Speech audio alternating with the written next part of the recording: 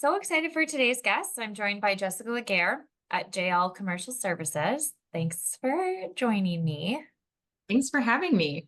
Yeah, so I'm kind of switching it up a bit. I've been doing this for a while now, almost a year. And so today we're going to be talking a lot about the market. I think Jessica and her team have a lot of great perspective of clients that we're working with, and some things has shifted in the market. And we're going to talk a little bit about that. And then how her organization is adapting to those changes and helping different organizations with projects and things like that. So welcome. Thanks. Yeah. Do you want to do like a little intro for our listeners? Yeah, that'd be great. So I founded my firm almost 4 years ago now, really with a clear mission, streamlining processes and delivering a more comprehensive project management approach. So we operate really as a direct extension of the partners that we are supporting as part of a project. And I know we'll get into the weeds on exactly who that involves, but as an independent, it allows my firm to really be able to flex up or down, regardless of what the project needs are, and really making sure that we're meeting those needs for the client and setting everyone up for success. Yeah. Right with the gate. And unique to this market, we provide, as an independent, we are tenant reps, so supporting businesses direct or corporate accounts. But then we also have a landlord rep arm, so we're still involved in a more holistic kind of strategy on market approach as it pertains to more of your downtown office buildings. So it's really Sure. fun. Yeah. And I'm excited to kind of unpack that because I think you've seen, or if people follow you on social media, I've seen a couple of announcements of some of the landlords that you're working with and things like that. So I think it's interesting to share those perspectives, and we'll kind of get into that. How long ago was it that you and I met? Was it years? Are we Yeah, like in the years? probably. Are we in like almost Probably. half a decade? Don't remember our anniversary? I know. Our Yeah, I anniversary. I feel like it is. Well, and in full disclosure, so my background before starting this firm was pretty heavy in property management and asset management support. Um, so all of my time, blood, sweat, and tears was really spent supporting those assets that I worked with as a past, in my past life as a Yeah. property manager. So networking and getting out there is all a little new to me. So I bet it was right around the time that I Yeah. started this business. Yeah. Yeah, for sure. Yeah, for sure. And I think it's nice because I think there's ways in which that a group like ours and your firm can collaborate and work cohesively together on a project. We always like to say, because I know we've talked about potentially working together, right? In the future. We haven't had an opportunity yet, but I think that there will be something coming down the pipeline soon. But just that there's a world in which both of us can kind of coexist and things like that. So Yeah, absolutely. And I think too, it's just great when, if you have a question, you can just call me, whether we've worked together yet or not. I for love sure, I all of know. the relationships that we have in the industry Yeah. and support. Well, and that's why it's such a good segue, because I think our conversations that we have offline really sparked, and I'm like, oh my gosh, Jessica should come on the podcast to talk about it as a topic, right? Because I think we spend a lot of our time talking and either whether it's questions and being a soundboard for each other, back in that, right? But I think let's talk about some of your thoughts, right, on where the shift in the market's at. Maybe talk a little bit about where it was to where it is today, and then I can kind of share too some of the thoughts on that as well. Yeah, I think, businesses and landlords both and brokers and like Yeah. everybody, I feel, is in this kind of phase of reevaluating all of the approach processes. And primarily with real estate, it's evolved substantially over the last few years. And there's a much higher emphasis on things that maybe didn't used to be as heavily scrutinized or prioritized. And as much as I hate saying it, I do feel that COVID, um, kind of opened up the floodgates on a lot of the evolvement of what everybody's trying to kind of get their head wrapped around. Mhm. So a great example of that is just, workplace strategy. Um, Maybe 4 or 5, however many years ago, that didn't matter because you were focused on a turn and burn deal, right? You put all the offices on the window line and you have some open space for support staff, and I'm picking on corporate office, but Yeah. it was a very kind of copy paste type turn and burn deal structure where, how can you get the most economical deal while still setting everybody up for success? Mhm. Now there's heavy scrutiny on, not only employee attraction and retention, but down to like each individual department. And how can those departments be individually programmed in a way that set the department up for success? So it's like a more the layers of the onion have been peeled back in this workplace strategy process.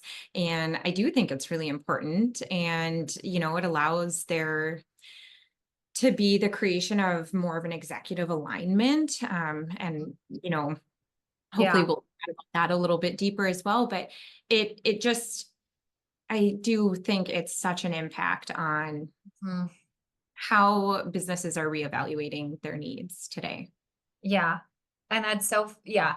I mean, we're definitely going through that right now, just the valuation piece of, I think, right sizing and creating some efficiencies within space. But I think to add to your point, I think it's really interesting to have businesses take a pause and have some other leaders within the organization at the table that maybe wouldn't have been there 4 to 5 years ago, just kind of where we were at with like hybrid and things like that. So it's very fascinating to see um kind of what we call like executive leadership steering committee for just certain projects. And I'm sure you guys talk and interact with those individuals too.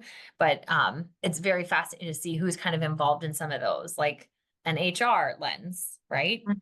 IT lens, the CFO lens, like all of those different viewpoints are now taken into consideration when evaluating, what's next for specifically as it relates to our office. So, yeah.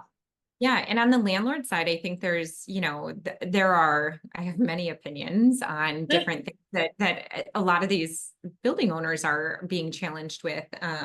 But I think, primarily the focus is how do they deliver a building that is going to appeal to the market?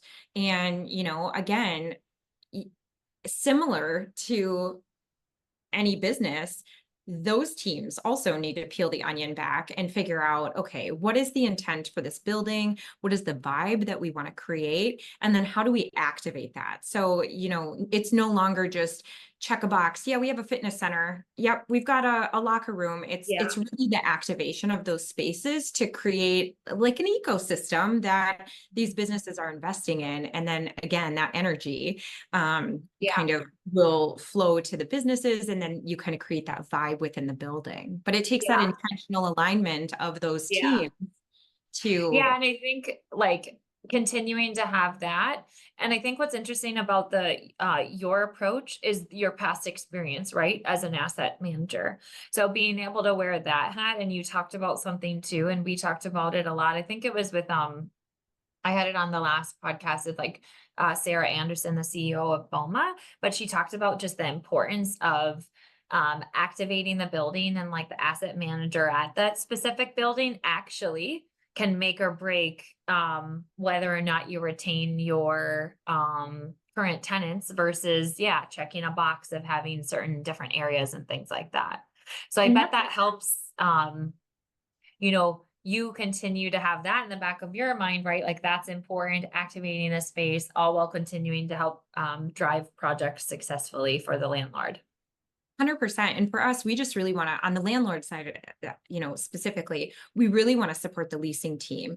Mhm. And what our goal is and how we're supporting these teams is, as the baton is passed, because it gets passed, that's the whole life cycle of a deal, right? The brokers work together, they inform the deal, if it gets inked, and then it gets passed to either an owner's rep or a construction manager. And a construction manager is different than a project manager, in my opinion. But, the baton gets passed at that point, and either a business is repping themselves, which can create a long list of other challenges, or maybe the property manager is assisting with construction oversight. We feel that the correct approach is having somebody like us, separate from property management, Mhm. delivering that oversight, in addition to our more comprehensive approach, but really keeping all of those silos separate but joined. So as the baton is passed, it's smooth, things are not dropped or Yeah. missed along the way, but having that early kind of collaborative approach is what sets everybody up for success, like you just described, where Yeah. you're moving into a building and it's a different type of experience. Mhm. Mhm. For sure. For sure. So maybe walk us through and unpack what a typical process, and I guess we could do it in two buckets, right? You could do it from the engagement process with your firm from, a end user, right, from the tenant side versus the landlords. I'm sure there's probably some differences, right? So maybe walk us through what a typical um, engagement process would look like with you at your firm. Yeah, I think while they're different, they're similar in that engagement process. Okay. Ideally, we're brought in as early on as possible. So, in our mind, if it's the broker kind of leading the effort, obviously they're at the table, and we hope to be next, really to understand and evaluate who the client is that we're supporting, and then being very mindful about the project partners that are being selected and brought in, also respectful of existing relationships, right? Like we're not trying to come in and rock the boat if you have somebody that you've got a long-standing relationship with or a history with or Mhm. whatever the case may be. We just want to make sure that those teams are kind of built out really early on so that we're appropriately informing the economics of the deal. Mhm. Ultimately, it's the CFO during this early kind of initial phase. And so they're looking at numbers and return on investment. And so what we want to do is make sure that the brokers and the team have a fully baked schedule so that it is, being appropriately tied to a commencement date. And, the CFO is understanding a more comprehensive budget, or at least we've talked about what that potential looks like. Again, so that, we're working on making sure that the deal is communicated, as transparently as possible in Sure. support of everybody's needs. Yeah. And that's And similar. Oh, similar, sorry. You. no, that's okay. Similar on the landlord side. I mean, it's the same type of approach in partnership with the building owner. And I mean, like many of us in the industry, have my real estate license. Because of my background, I've been heavily involved in lease negotiations, both on the tenant side and the building side. So that's where we can get extra sticky and really add that extra support to the brokers that we work with. Mm-hmm. Mm-hmm. Yeah. That's awesome. It's kind of what I mean, we have somewhat of a similar approach. We like to say we want to get in early too. Basically giving the commercial real estate team enough information to arm them to give them um, I guess more beneficial negotiation information and things like that. Well, and Anything you're else you oh because sorry. you're unique, Yeah. because you offer more than just one thing. Yeah. So Yes, we do. We do. We offer the whole gamut. And I actually think it's been interesting trying to circle back what we were saying in the beginning around just COVID being like a reset. It's been really valuable for our firm to have in-house workplace strategy during this time, to be able to have informed discussions and just processes and some of the metrics that we run through doing workplace strategy evaluations.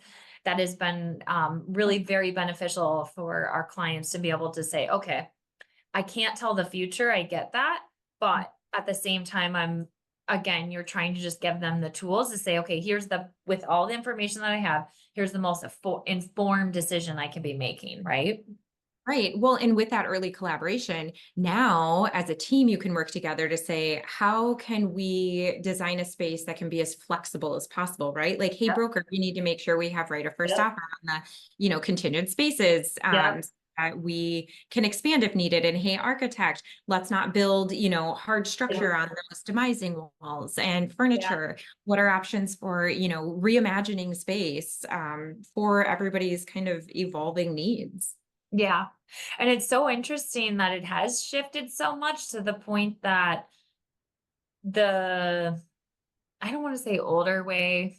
I can't think of a term, the, the, the best term to use, but I think it's been really interesting for people to be like, oh, just because we did it that way in the past, again, this reset shift has been like, well, yeah, okay, but if we have an organization like yourself or myself doing something a little bit differently, well, I don't care that I did it that way in the past. That doesn't matter. What's going to give me, um, like the best experience possible for the project, right? And set it up to be successful.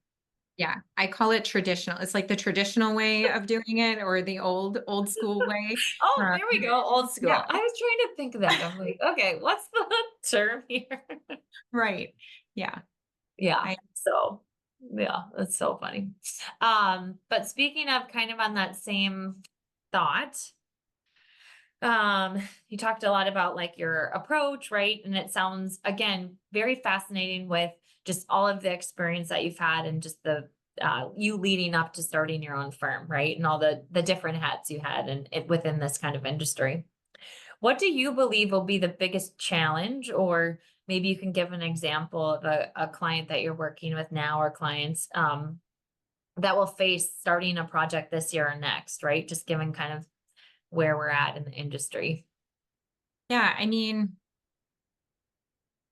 schedule's always something, right? So Yeah. how long does it take to get from point A to point B?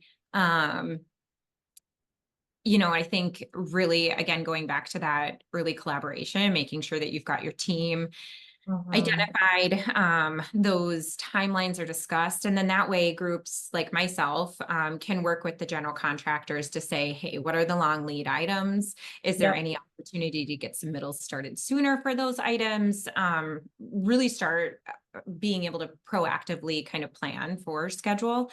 Yeah. Another interesting thing that keeps coming up is I think with all the turnover that every business has experienced over the last couple of years, whether it be, a cause of layoffs or just, other opportunities.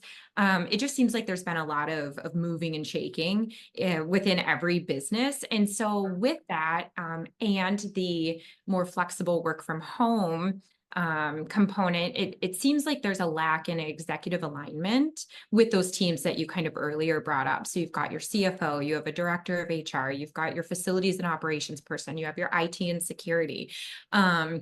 I'm probably forgetting some, but right, those team members may not chat every day, and those team Mhm. members also may not know what each department needs. And so for that reason, something that we're looking at really bringing to the table and trying to expand and evolve is if we have the opportunity to be brought in soonest, um, how can we make sure that that executive alignment is again top priority right out of the gate, because I think it'll really help create efficiencies on the brokerage side as well, right? Like they're out trying to source and scour the market for the greatest location with all Mhm. of the other serving of current employees and employee attraction and Yep. retention, all of those kind of hotspot techniques that they use.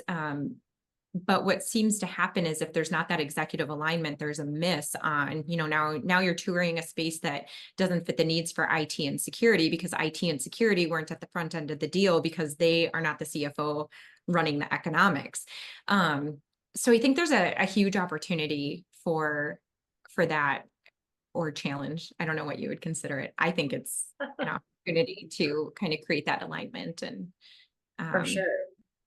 I think it helps on several different fronts. I think you're spot on. We say we like to find the North Star of a project, right? Because I think when you are having several other decision makers sitting around kind of periodically at the table, and you have one that's, I'd say, and it historically has been the case for us, like one that's really primarily involved. It's like the primary point of contact for the organization. They're in it in our conversations. And so when we bring in some of these other executive team members to the discussion, it's nice to have that North Star, because then when they bring it up and they go, well, wait, why did you do that way? It's like, wait a second here. We all agreed in the very beginning of the project that this was to be the goal. And I think it's nice. And they go, oh, that's right. Okay. Yep. Yep. Okay. It's nice to be able to have that to back it up. So I think you're spot on with that. And I think it's taking organizations a little bit of a reset of like, okay, let's actually take a beat and, get alignment on the beginning of a project. Well, without that alignment, how are any of us really Gonna able to be, yeah, deliver, right? Like you're not I set up know. for success. And what I think is the most fun of that whole process is that we get to hear what the priorities are by leader or by department. And Yep. then our firm is like, okay, our North Star evolves a little Yes. bit and we distill all of those priorities through all of the processes Yep. and really kind of help streamline what the needs are depending on what phase of the project we're in. So I know you mentioned challenge, and I'm like, it is a challenge sometimes if there's not alignment at the executive level, because then Yeah. you have to work through that. But at the same time, I'm like, it's an exciting challenge. Like, I think it's so fun to be part of. For sure. And I think it's a differentiator, right? For your firm versus others. I think some can tend to be, okay, yep, this is how we've done it. Let's just continue marching on. But I love that you're challenging the initial kind of engagement of a project. Because again, you've seen it throughout the projects you've worked on, that there is a lot of success to that, right? So Yeah. I think that's Well, it's awesome. it's incredibly unfortunate to see somebody just go, all right, we're pencils down until you guys can figure it out. And it's like totally valid point, but that brings an opportunity of, yeah, we need to go pencils down, but how do we get from here to there in Yeah. that type of circumstance? So that's where I feel like it's exciting and fun. And yes, to your point, hopefully a differentiator in the market of, how we look to partner with the groups that we support. For sure, for sure. Yeah. Us being in this industry of, we're gonna do a future like crystal ball Mm. question, which Let I me get it always out. like, because actually now this will be timestamped. So if we are correct in 10 years, we'll be like, wow, 10 years ago, we Yeah, that's true. that turned out. Um, Nailed it. right? Okay. Okay, so we've seen the impacts. I think we've all heard the whole, like, the office is dead. We've seen the, cyclical news on that, right? Like, that's been put to rest. We know that that is for sure not the case, right? We understand the importance of that. You talked a little bit about it as the younger generation. And I think Mhm. this generation, younger than millennials, so Gen Z, is very interesting, because a lot of priorities and early research on what is a priority for them as it relates to work is very different than millennials versus then baby boomers, right? So we're at this weird kind of intersection point. What do you see happening in the next kind of 10 to 15 years of that younger generation, and what they kind of find important? What do you think are your thoughts on that? Yeah, I agree. It's really interesting to kind of dive into. I've read several articles and it seems like they all come back to the same thing, which is, this upcoming generation is super focused on really their well-being and their mission. And so for that reason, I have heard from people that I know that have children that are coming up and part of this generation that we're speaking of. And I've also read the articles, and it's like, they're strongly considering less pay for more flexibility, um, less pay for more amenities or well-being type packages that businesses are offering. And it's really interesting because I feel like our generations and above, everything's been dollar driven. Like, how can I make more money? Job hop every couple of years and Mhm. grow that corporate ladder or whatever the ladder is that you're on for more pay. Whereas now it seems, unless there's a clear understanding of exactly what their purpose is serving for the Yeah, organization, there's no connection. Like, they really need that direction of what am I doing and how am I contributing to the goals and the values of whatever the organization is that they're supporting. So it's a little bit more like feelings based mhm. than it is, dollar driven, which I don't know. I think it's interesting. That's so You think? fascinating, and it also then ties into the importance of what we're talking about is the flexibility of the office and the importance and the role that that really plays as an extension of an organization's culture, right? Like, how can that build into showing an organization's initiatives to employees, like, all the things, right? It is very fascinating. So I think that they'll um my prediction is that probably have to take up, we're all like downsizing, right? I think might have to be doing some sort of increase in the next probably 10 to 15 years again.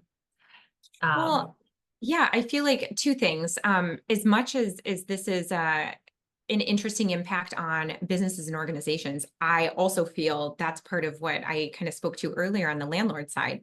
How are you setting your building up for success so that businesses want to invest because they then can take those amenities and trickle them down as benefits to their employees, right? So yep. it's like this entire, again, Ecosystem. Yeah. ecosystem. Yeah, like I don't know another way to describe it. And I love ecosystem because there's energy behind it, right? Like if you don't give a plant proper soil and nutrients and light and water and all the things, it's not Yep. going to grow.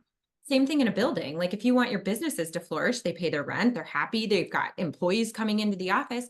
Well, that goes back into what is the vibe of the space. Like if you have an active building and an activated space, you're going to create organic demand to be in the office. For sure. But you can't fake 1000%. it Yeah. because this Oh yeah. generation's calling it out. So it's kind of fun. I know. I love that. I'm I happy think for them too. that they're kind of like, this is who we are. And I don't know, kind of a take it or leave it type, right? Yeah, it's interesting. I also think technology is going to continue to evolve. And I think that's been maybe something I didn't speak to earlier of just, again, going back a couple years ago, meeting technology wasn't as important, whereas now, Oh yeah. it's so important and it's so part of the pre-programming and all of the things.